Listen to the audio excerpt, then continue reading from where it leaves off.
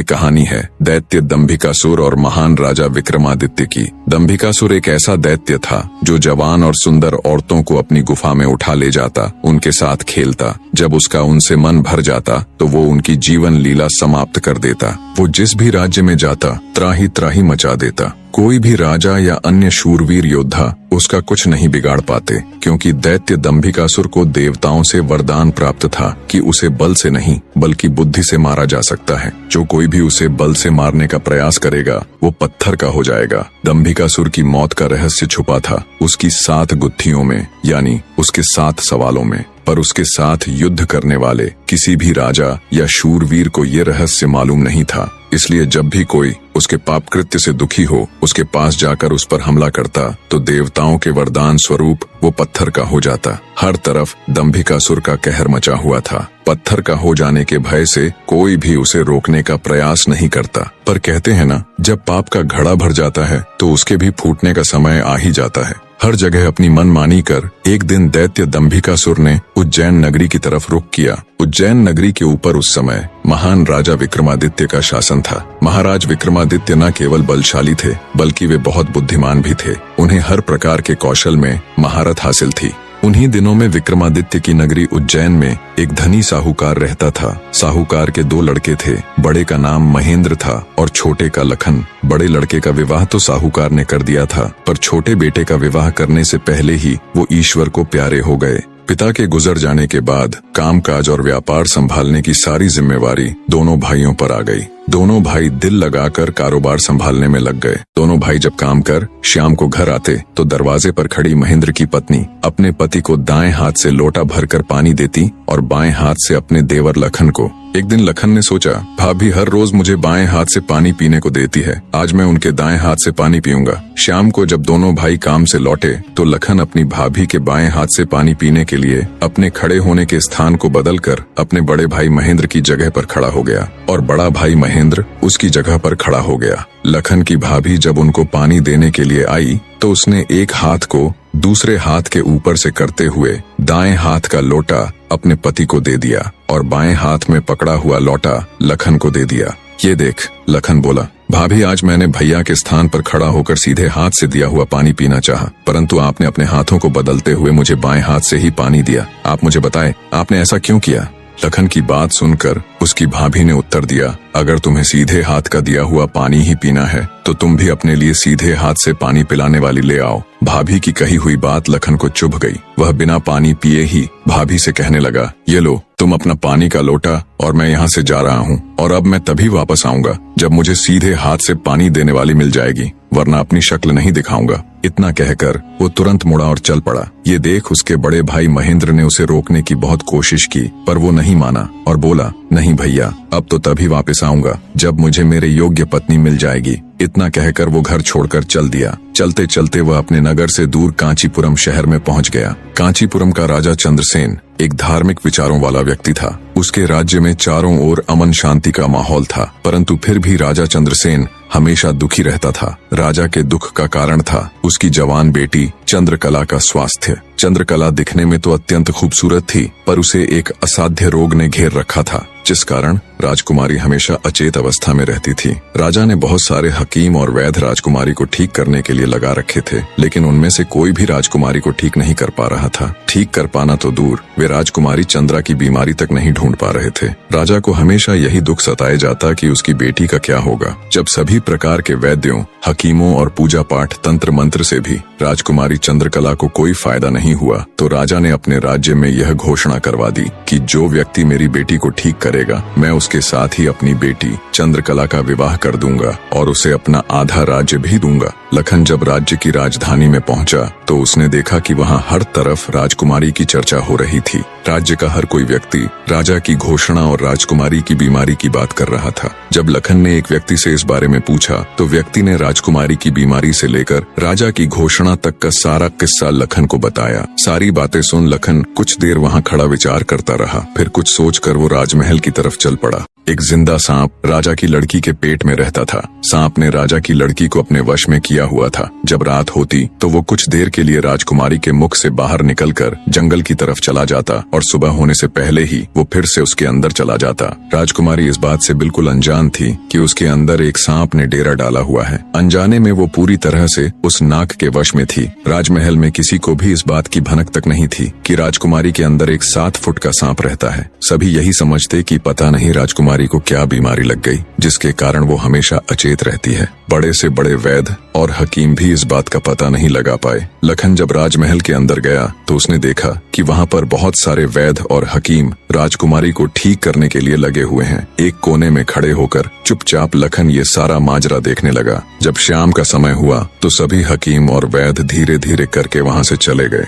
तब लखन राजा के मंत्री के पास गया और बोला, मंत्री महोदय, सभी अपना प्रयास कर चुके हैं, अब एक मौका मुझे भी दिया जाए। लखन की बात सुन मंत्री उसे अपने साथ ले राजा के पास जाता है और लखन का प्रस्ताव राजा के सामने रखता है। बेचारा हर तरफ से निराश हो चुका राजा एक बार अनमने ढंग से लखन की तरफ देखता है, फिर दुखी मन से कहता है, बताओ तुम मेरी बेटी का इलाज किस प्रकार करोगे। लखन राजा को प्रणाम कर बोला, महाराज, मुझे एक रात अपनी बेटी के साथ ठहरने की इजाजत दीजिए, तभी मैं किसी नतीजे पर पहुंच सकूंगा। एक बात और महाराज, मैं बिल्कुल एकांत में राजकुमारी के साथ रहना चाहता हूँ, तभी मैं अच्छे से ध्यान लगाकर राजकुमारी जी की बीमारी का पता लगा पाऊंगा। लखन की आत्मविश्वास भरी बातों से राजा के मन में हल्की सी उम्मीद जागी। उसने लखन को रात में राजकुमारी के साथ एकांत में रुकने की इजाजत दे दी। राजा की इजाजत मिलते ही लखन राजकुमारी के कक्ष में गया और उससे कुछ दूर एकदम चुपचाप बैठकर उसे देखने लगा। जैसे ही रात के 12 बजे का समय हुआ तो अचेत अवस्था में पड़ी हुई राजकुमारी के मुंह से सांप बाहर निकला और महल के परिसर से होता हुआ जंगल की ओर चला गया। ये सब देख लखन दंग रह गया। वो बिना कुछ हरकत किए चुपचाप वहीं बैठा रहा। जब रात का आखिरी पहर खत्म होने को आया तब वो सांप वापस लौटा और राजकुमारी चंद्रकला के मुख से होता हुआ पूरा उसके अंदर समा गया। दम साधे लखन ये सारा माजरा देखता रहा। सारा माजरा देख उसे समझते देर न लगी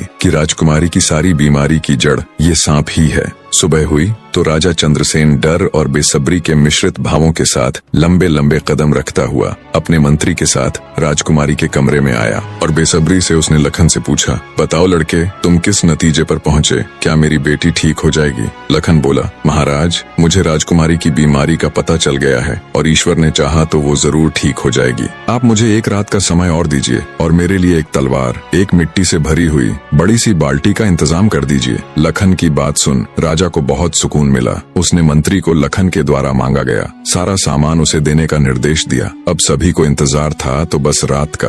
राजकुमारी को सांप के चंगुल से मुक्त कराने के लिए लखन रात्रि के आने का बेसब्री से इंतजार कर रहा था। पूरी तैयारी के साथ हाथ में धार धार तलवार लिए लखन राजकुमारी की ओर निगाहें गढ़ाकर उससे कुछ दूरी पर बैठ गया। जैसे ही राजमहल के घड़े ने रात्रि के 12 बजे का घंटा बजाया, वैसे ही फुंफकारता हुआ सांप राजकुमारी के मुख से निकला तो उसके इंतजार में बैठे लखन ने अपनी धार धार तलवार से उस पर तेजी से ऐसा वार किया कि तुरंत सांप 2 टुकड़ों में जमीन पर बिखर गया। लखन ने सांप के दोनों टुकड़ों को उठाकर रेत से भरी बाल्टी के अंदर दबा दिया और सुबह होने से पहले ही बाल्टी समेत मृत सर्प को जंगल में ले जाकर उसे आग के हवाले कर दिया और वापस राजमहल लौट आया। तब तक सुबह होने का समय भी करीब हो चला था। राजमहल जब लखन ने राजकुमारी चंद्रकला को जगाया तो हमेशा अचेत अवस्था में रहने वाली राजकन्या तुरंत उठकर बैठ गई, क्योंकि अब उसके अंदर से वो सर्प निकल चुका था तो उसका प्रभाव भी खत्म हो चुका था। राजकुमारी उठते ही हैरान थी। उसे ऐसा लग रहा था जैसे पता नहीं वो कितने सालों से नींद में थी। जब लखन ने राजकुमारी से उसके स्वास्थ्य के बारे में पूछा तो अचंभित राजकुमारी ने अपने आप को बिल्कुल ठीक बताया। तब तक सुबह भी हो चुकी थी। उधर राजा भी पूरी रात सोया नहीं था। उसे बस इंतजार था तो सुबह का। जैसे ही सुबह हुई राजा बेसब्री से भागा भागा राजकुमारी के कक्ष में आया। जब उसने बिल्कुल सही सलामत अपनी बेटी को बैठे और बात करते पाया तो उसकी खुशी का ठिकाना न रहा। आंखों में अश्रु लिए राजा ने तुरंत अपनी लाडली बेटी को गले लगा लिया। भरे हृदय से राजा ने हाथ जोड़कर लखन का शुक्रिया अदा किया और अपनी शर्त के अनुसार राजकुमारी चंद्रकला का विवाह लखन के साथ कर दिया। जब राजा ने लखन को अपना आधा राज्यपाट देना चाहा तो लखन ने राज्य लेने से साफ मना कर दिया। ऐसा स्वाभिमानी दामाद पाकर राजा चंद्रसेन खुशी से फूला नहीं समाया। उसने खुशी खुशी बहुत सारा धन देकर अपनी बेटी चंद्रकला को लखन के साथ विदा कर दिया। जब राजकुमारी चंद्रकला को ले लखन लखन अपने राज्य उज्जैन नगरी पहुंचा तो उसकी भाभी समेत पूरे परिवार ने उन दोनों का हार्दिक स्वागत किया। लखन खुशी खुशी अपनी नवविवाहिता पत्नी राजकुमारी चंद्रकला के साथ रहने लगा। कुछ ही दिन बाद उज्जैन नगर में एक भव्य समारोह था जिसमें राजकुमारी चंद्रकला भी अपनी भाभी के साथ समारोह देखने गई हुई थी। तभी मेले में दूसरी तरफ से दैत्य दंभिकासुर ने प्रस्थान किया। इतने बड़े दानव को देख समारोह में हड़कंप मच गया। हर कोई अपनी जान बचाने के लिए इधर उधर भाग रहा था। दैत्य को देख राजकुमारी चंद्रकला भी अपनी भाभी के साथ जब समारोह से भागकर जाने लगी, तभी दंभिकासुर की नजर राजकुमारी चंद्रकला पर पड़ गई। राजकुमारी के रूप यौवन को देखते ही दानवराज दंभिकासुर उस पर मोहित हो गया। दैत्य अपने पूरे जीवन काल में बहुत सी स्त्रियों के साथ खेला था, पर आज तक उसने इतनी सुंदर स्त्री कभी नहीं देखी थी। पलक झपकते ही उसने चंद्रकला को उठा लिया और उसे राज्य के बाहर अपनी गुफा में ले गया। राजकुमारी चंद्रकला का रो रो कर बुरा हाल था। उस बेचारी की तो किस्मत ही खोटी थी। कितने सालों तक वो उस नाग के चंगुल में फंसी रही। कुछ ही दिन पहले नाग से आजाद हुई थी। सोचा अब जिंदगी अच्छे से गुजरेगी, पर अब दैत्य दंभिकासुर ने उसे अपनी गुफा में ला पटका। न तो उसके आंसू रुकने का नाम ले रहे थे और न वो किस्मत को कोसने से। उसकी मनमोहक सुंदरता से अभिभूत दैत्य ने उसके साथ किसी प्रकार का बल प्रयोग नहीं किया। वह उस अद्भुत नारी को जबरदस्ती नहीं बल्कि उसकी सहमति से प्राप्त करना चाहता था। दंभिकासुर ने राजकुमारी से कहा, या तो तू अपनी मर्जी से मेरे साथ रहने के लिए सहमत हो जा, अन्यथा आजीवन तू ऐसे ही मेरी कैद में सड़ती रहेगी। दैत्य की बात सुन राजकुमारी चंद्रकला गुस्से से रोती हुई बोली, मैं तुम्हारे साथ रहने से पहले मरना पसंद करूंगी, और अगर तुम ये सोचते हो कि तुम मुझे यहाँ उठा लाए तो मैं तुम्हारी हो गई, तो ये तुम्हारी सबसे बड़ी भूल है। मेरा पति मुझे ढूंढते हुए यहाँ जरूर आएगा और वो तुझे छोड़ेगा नहीं। राजकुमारी की बात सुन दंभिकासुर घिनौनी हंसी हंसते हुए बोला, लगता है तुम पागल हो गई हो। मैंने तुम्हें यहाँ 7 तालों के भीतर बंद किया है। यहाँ तक किसी का भी पहुँचना असंभव है, और अगर गलती से कोई यहाँ तुझे ढूंढता हुआ आ भी गया तो मैं उसे एक कीड़े की तरह मसल दूंगा। ये तो तेरी सूरत मुझे भा गई, वरना अब तक तू भी कब की ऊपर जा चुकी होती। तेरी भलाई इसी में है कि तू स्वेच्छा से मेरी बात मान जा, वरना अंजाम बहुत बुरा होगा। इतनी बात कह दंभिकासुर वहाँ से चला गया। उधर जब मेले से दंभिकासुर राजकुमारी को उठाकर ले गया था तो लखन की भाभी बेचारी बेबस और लाचार सी बस उसे देखती रह गई। बहते अश्रुओं के साथ वो घर जाती है और सारा किस्सा लखन को कह सुनाती है। भाभी की बात सुन लखन के पैरों नीचे से जमीन सरक जाती है। वो तुरंत भारी कदमों से अपनी पत्नी चंद्रकला को खोजने निकल पड़ता है। कई दिनों तक जंगलों और शहरों की खाक छानता भूखा प्यासा लखन अपनी पत्नी को ढूंढता ढूंढता भटक रहा था। तभी उसे एक कुटिया दिखाई देती है। थका हारा लखन जब कुटिया के अंदर जाता है तो उसे अंदर एक साधु बाबा दिखाई देते हैं। लखन उनको प्रणाम कर वहीं बैठ जाता है। लखन की हालत देख महात्मा जी ने पहले उसे अच्छे से जलपान कराया और फिर बोले, बेटा तुम कौन हो और यहाँ जंगलों में क्यों भटक रहे हो। तब लखन महात्मा जी को अपनी सारी व्यथा कह सुनाता है। लखन की सारी दास्तान सुन महात्मा जी बोले, बेटा तुम जिस राक्षस की बात कर रहे हो उसका नाम दैत्य दंभिकासुर है। वो जहाँ भी जाता है तबाही मचा देता है। आज तक उसे कोई भी परास्त नहीं कर पाया। जिसने भी उससे मुकाबला करने की कोशिश की वो पत्थर का बन गया। इसलिए मेरी सलाह मानो और वापस अपने घर लौट जाओ, इसी में तुम्हारी भलाई है। उसके पीछे जाकर क्यों अपने प्राण गंवाते हो। साधु की बात सुन क्षण भर के लिए लखन सन्न रह जाता है। थोड़ी देर बाद धड़कते दिल के साथ उठकर वो महात्मा जी के चरण पकड़ लेता है। उसकी आंखों में डर और साहस के मिश्रित भाव थे। अपनी पत्नी को याद कर लखन ने आंखों में आंसू भरकर कहा, नहीं महाराज, मैं ऐसा कदापि नहीं कर सकता। मेरी पत्नी उस दैत्य के चंगुल में है और उसे छुड़ाने के लिए मैं कुछ भी कर सकता हूँ। हे साधु बाबा, अब आप ही मेरी आखिरी उम्मीद हैं। घर तो मैं नहीं जाऊंगा, चाहे मेरे प्राण ही क्यों न चले जाएं। लखन की बात सुन साधु महाराज ने गहरी सांस ली और कुछ पल सोचने के बाद कहा, देख लो बेटा, मैं एक बार फिर कह रहा हूँ, उस दैत्य के सामने तुम्हारे बचने की संभावना बहुत कम है। लखन बोला, महाराज मुझे मेरे प्राणों की जरा सी भी फिक्र नहीं है। आप तो बस मुझे उस तक पहुँचने का मार्ग बताए कृपया। लखन के दृढ़ निश्चय को देख महात्मा जी ने फैसला किया कि वे उसकी मदद करेंगे। गहरी सांस लेते हुए वे बोले, तो सुनो बेटा, दैत्य दंभिकासुर कोई साधारण राक्षस नहीं है। उसने सालों तपस्या करके देवताओं को प्रसन्न कर उनसे वरदान प्राप्त किया है कि जो कोई भी प्राणी उस पर हमला करेगा तो वह तुरंत पत्थर का बन जाएगा।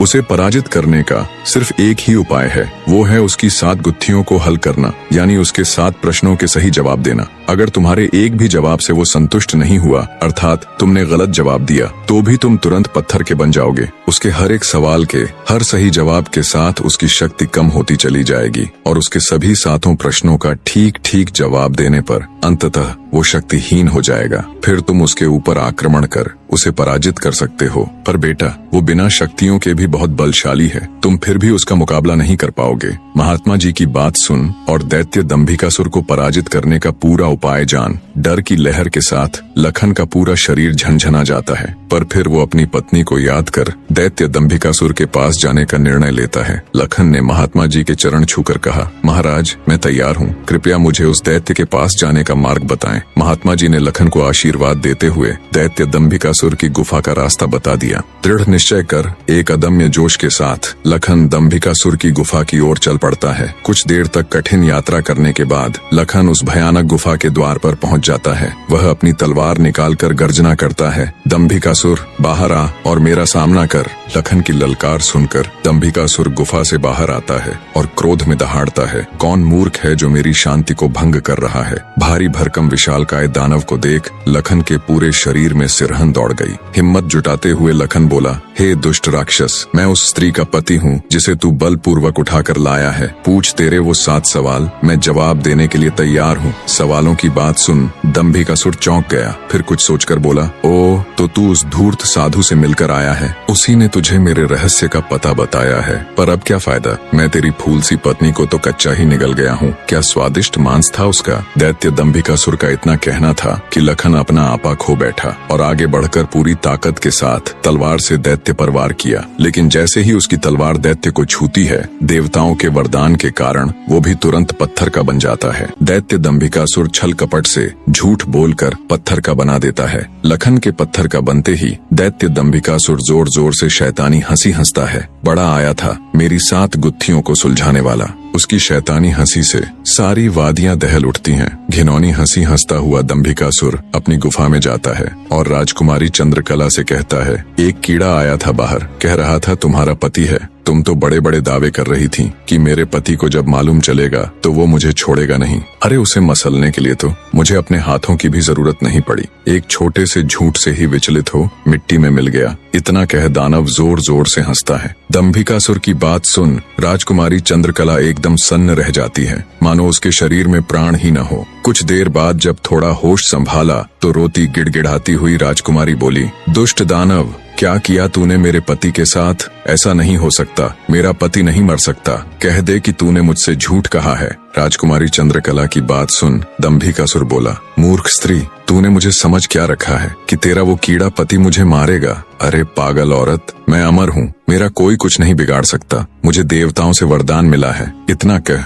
दंभिकासुर राजकुमारी के बिल्कुल पास जाकर बोला, अब तो तेरा पति भी नहीं रहा, अब तो मेरी बात मान ले। दानव की बात का कोई प्रतिवचन दिए बिना बेचारी राजकुमारी बेजान सी धरती पर गिर पड़ती है। उसकी आंखों से लगातार अश्रु बह रहे थे। उधर जब अपनी पत्नी को खोजने गया लखन कई दिनों तक घर नहीं लौटा तो उसके परिवार वाले अत्यंत चिंतित थे। लखन की माँ और उसकी भाभी का तो रो रो कर बुरा हाल था। लखन का बड़ा भाई महेंद्र भी गहरी चिंता में था। अंततः कुछ भी न सूझने पर महेंद्र अपने अनुज भाई लखन को खुद ढूंढने का निश्चय कर अपनी माता व पत्नी से आज्ञा ले घर से चल पड़ता है। बड़ा भाई महेंद्र लखन की खोज में जंगल में भटकते हुए उसी साधु की कुटिया पर जा पहुंचा। उसने महात्मा जी को प्रणाम किया और थोड़ी देर सुस्ताने के लिए वहीं साधु की कुटिया के बाहर बैठ गया। महेंद्र को देख महात्मा जी ने उससे पूछा, हे वत्स, तुम इस निर्जन जंगल में क्यों भटक रहे हो। तो महेंद्र ने शुरू से अंत तक सारा वृत्तांत महात्मा जी को सुनाया। सारा वृत्तांत सुन महात्मा जी के चेहरे पर चिंता की लकीरें उभर आईं।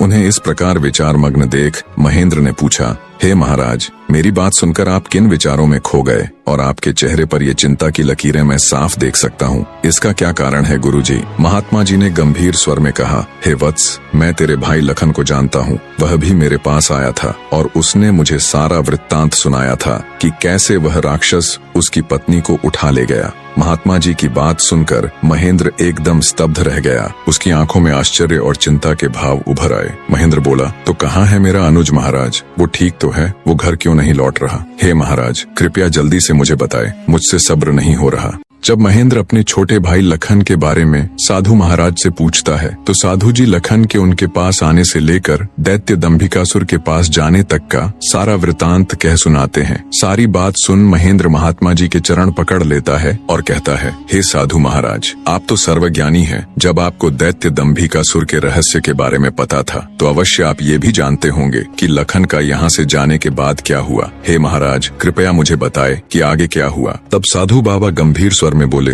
हे वत्स, आगे वही हुआ जिसका मुझे पहले से ही भय था। मैंने लखन को जाने से पहले बार बार समझाया था और उसे अच्छी तरह से उस दुष्ट दानव की शक्तियों से अवगत भी करवाया था, पर उसने मेरी बात नहीं मानी और अपनी पत्नी को बचाने के लिए उस दैत्य से भिड़ गया। फलस्वरूप उस धूर्त दानव ने छल कपट से उसे भी पत्थर का बना दिया। इतना सुनते ही महेंद्र को कांटो तो खून नहीं, उसका चेहरा एकदम से पीला पड़ गया और हल्क सूख गया। कुछ दिन पहले ही तो उनके पिताजी उन्हें छोड़कर चले गए थे और अब उसे जान से भी प्यारा छोटा भाई लखन भी पत्थर का बन गया। उसकी हालत देख महात्मा जी उसे सांत्वना देते हुए बोले, बेटा अब क्या हो सकता है, होनी को कौन टाल सकता है। महेंद्र तो जैसे शून्य में था, मानो उसके शरीर में प्राण ही ना हो। कुछ देर तक वहाँ घोर सन्नाटा छाया रहा। कुछ होश ठिकाने आने पर आंखों में अश्रु लिए महेंद्र बोला, हे महाराज, अब आप ही मेरी मदद कीजिए और मुझे रास्ता दिखाए जिससे मेरा अनुज फिर से अपने मानव रूप में लौट आए। महेंद्र की बात सुन महात्मा जी बोले, बेटा ऐसा तो कोई रास्ता नहीं है। जैसा कि मैंने बताया, उस दुष्ट दानव की 7 गुत्थियों का जवाब देना ही इस समस्या का एकमात्र हल है। कोई व्यक्ति जब उसके सभी सवालों के जवाब देकर उसे पराजित कर मौत के घाट उतार देगा, तब तुम्हारा भाई लखन ही नहीं बल्कि उस मक्कारी दैत्य द्वारा श्रापित किए गए सभी जीव अपने वास्तविक रूप में लौट आएंगे। महेंद्र बोला, महाराज, आप तो सर्वशक्तिमान हैं, फिर आप ऐसा क्यों नहीं करते।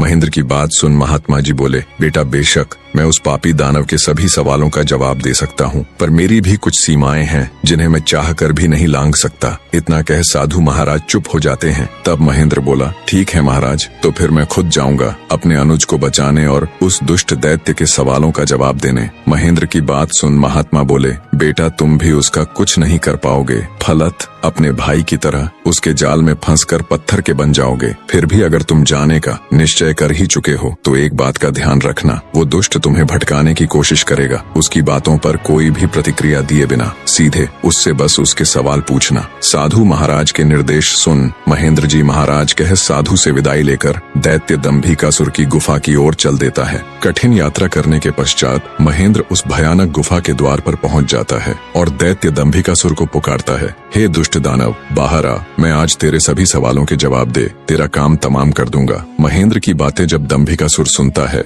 गुस्से से लाल पीला हो दंभिकासुर गुफा से बाहर आकर दहाड़ने लगा। अब कौन मूर्ख मेरे हाथों से मरने आया है। उसकी दहाड़ इतनी शक्तिशाली थी कि पूरा जंगल थर्रा उठा। महेंद्र ने भी जब दैत्य के विकराल रूप को देखा तो क्षण भर के लिए तो वो भी ठिठका, पर फिर गुस्से से गर्जना करते हुए बोला, तो तू है वो दुष्ट राक्षस जिसने मेरे भ्राता की धर्मपत्नी का हरण किया और मेरे अनुज को पत्थर का बना दिया। दुष्ट दानव, आज तेरा अंत निश्चित है। पूछ फरेबी राक्षस, कौन से हैं तेरे वो 7 सवाल, मैं भी तो जानूं। दंभिकासुर घिनौनी हंसी हंसते हुए बोला, ओह, तो तू उस निकम्मे कीड़े का भाई है जो मेरे शाप की भेंट चढ़ गया। लगता है तेरा भी जीने से मन भर गया, जो तू सब जानते हुए भी यहाँ आया। महेंद्र क्रोध से दांत पीसते हुए बोला, घिनौने राक्षस, बातों में वक्त जाया मत कर। मैं तेरी बातों में आने वाला नहीं हूँ। जल्दी से पूछ तेरे वो सवाल, नहीं तो मैं तुझे इसी क्षण यमलोक पहुंचा दूंगा। ये सुन दंभिकासुर घिनौनी हंसी हंसकर नृत्य करते हुए बोला, सुन मूर्ख, मैंने तेरे भाई की पत्नी के साथ खूब विहार किया और जब मेरी इच्छा पूर्ण हुई तो उसके मांसल शरीर को कच्चा ही भक्षण कर लिया। क्या स्वादिष्ट मांस था उसका। अब तेरी बारी है, पर तुझे तो मैं पत्थर भी नहीं बनाऊंगा, सीधे तेरे टुकड़े टुकड़े कर डालूंगा। दैत्य दंभिकासुर के बोले गए ये बोल महेंद्र की छाती में किसी भाले की तरह लगे। अपने भ्राता की पत्नी के बारे में कहे गए शब्दों से उसके तन बदन में आग लग गई। सब कुछ अच्छे से जानते हुए भी महेंद्र अपने ऊपर काबू नहीं रख सका और दैत्य दंभिकासुर को मारने के लिए तेजी से उसकी तरफ लपका। जैसे ही उसने दैत्य के ऊपर अपनी पूरी ताकत लगा तलवार से वार किया, वैसे ही अपने भाई की तरह पल भर में वो भी पत्थर का बन गया। उसके पत्थर का बनते ही दंभिकासुर हंसते हुए बोला, तुम दोनों भाइयों की किस्मत में यही था कि तुम दोनों युगों युगों तक मेरी गुफा के प्रहरी बनकर रह जाओगे। इतना बुदबुदाकर दंभिकासुर अपनी गुफा में जाता है और राजकुमारी चंद्रकला को भी ये सब बता देता है और कहता है, तेरे दोनों रक्षक तो मेरे सामने ढेर हो गए, अब तू किसकी आस लगाए बैठी है, मूर्ख स्त्री। राजकुमारी चंद्रकला के रो रोकर आंसू सूख चुके थे, अब बचा था तो केवल क्रोध और ज्वाला। जलती हुई आंखों के साथ गुस्से में दहाड़ती हुई राजकुमारी बोली, दुष्ट राक्षस, तू क्यों इतना खुश हो रहा है? मुझे तेरा अंत साफ नजर आ रहा है, देख मेरी आंखों में। राजकुमारी चंद्रकला के तेवर देख और उसकी बात सुन दंभिकासुर विचलित सा हो जाता है और बिना कुछ कहे ही वहाँ से चला जाता है। उधर लखन महेंद्र के घर में तो लखन के न आने से पहले ही मातम पसरा हुआ था। ऊपर से अब महेंद्र भी वापस नहीं लौटा तो उसकी पत्नी और माँ का बुरा हाल था। अंततः महेंद्र की पत्नी अपनी सासू माँ से कहती है, माँ जी, आखिर कब तक हम ऐसे ही रोते बिलखते उनका इंतजार करते रहेंगे? बहू की बात सुन बुढ़िया माँ बोल पड़ी, तो और बेटी हम कर भी क्या सकते हैं इसके सिवाय? महेंद्र की पत्नी बोली, हम अपने राजा के पास जाकर उनको ये सब बताएंगे, वो अवश्य हमारी मदद करेंगे। बहू की बात बूढ़ी माँ को उचित लगी। दोनों तुरंत राजा विक्रमादित्य के पास चल पड़ती हैं। कहानी